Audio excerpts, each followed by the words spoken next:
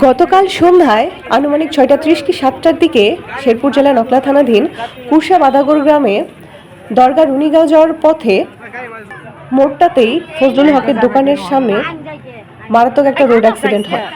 বাস এবং বাইকের মুখোমুখি সংঘর্ষে বাইকওয়ালা সাথে সাথে স্পট ডেড হয়ে যায়।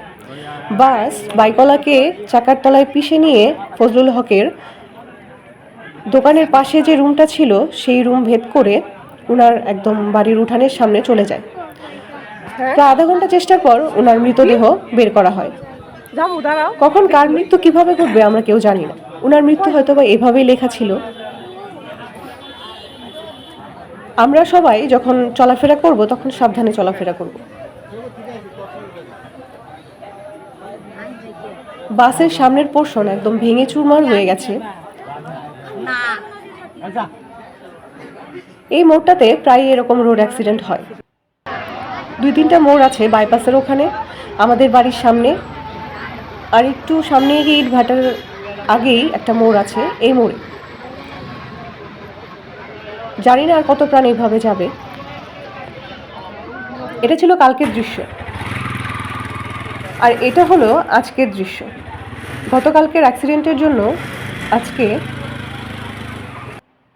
রাস্তা অবরোধ করে দিয়েছে, গাড়ি চলাচল বন্ধ।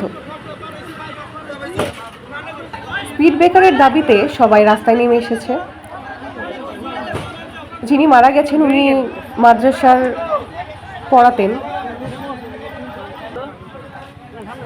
তো অনেকেই জড়ো হয়ে গেছে রাস্তায় ভাবে গাছের কাণ্ড দিয়ে। আর ওনাদের দাবি এখানে স্পিড ব্রেকার বসাতে হবে। স্পিড ব্রেকারের জন্য হয়তো অনেক দুর্ঘটনা ঘটে, কিন্তু কোথায় কতটা জরুরি স্পিড ব্রেকার তা নিয়ম জেনে শুনে তারপর আশা করি পদক্ষেপ নেবেন সবাই।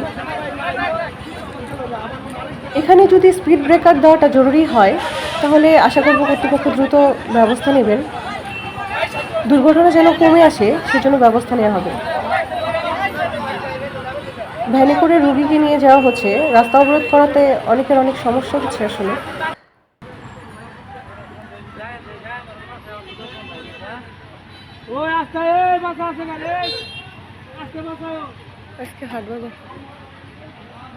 আশা করি এই অবস্থার দ্রুত ব্যবস্থা নেওয়া হবে। ইতোমধ্যে এখানে আর্মি, পুলিশ সবাই চলে আসছে, সাংবাদিকও আসছে অনেক। তো পরিস্থিতি বুঝে পদক্ষেপ নেওয়ার জন্য কর্তৃপক্ষের কাছে অনুরোধ রইল।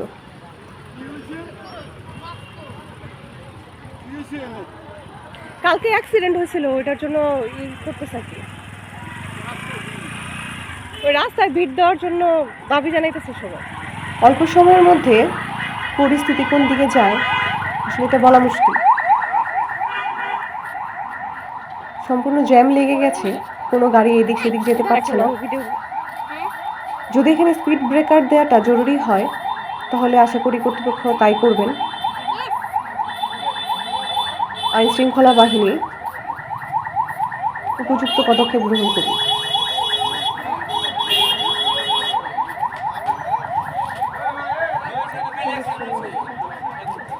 সবার মতামত কমেন্ট বক্সে জানাতে পারেন। এই পরিস্থিতির জন্য কি করা উচিত বা কি করলে ভালো হবে।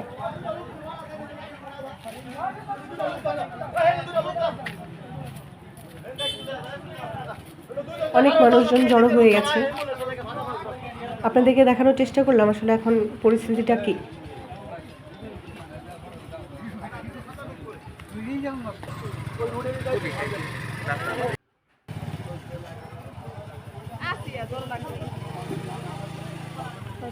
আইন শৃঙ্খলা বাহিনীর লোকজন সবাই চলে আসছে, দেখছে আসলে বিষয়টা কি হচ্ছে বা কি করা উচিত।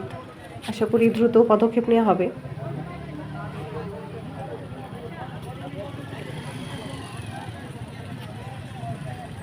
এরকম দুর্ঘটনা যেন আর না ঘটে সেই প্রত্যাশাই কামনা করি।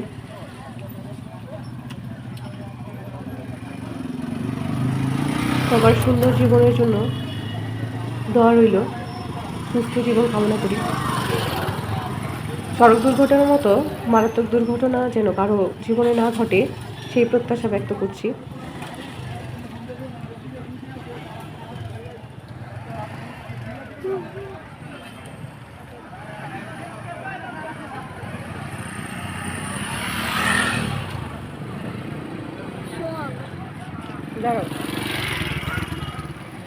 একটি দুর্ঘটনা সারা জীবনের কান্না।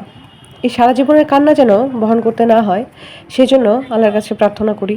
সবাই সাবধানে থাকবেন, সাবধানে চলাফেরা করবেন। সবার সুস্বাস্থ্য কামনা করি। ভালো থাকবেন সবাই। আল্লাহ হাফেজ।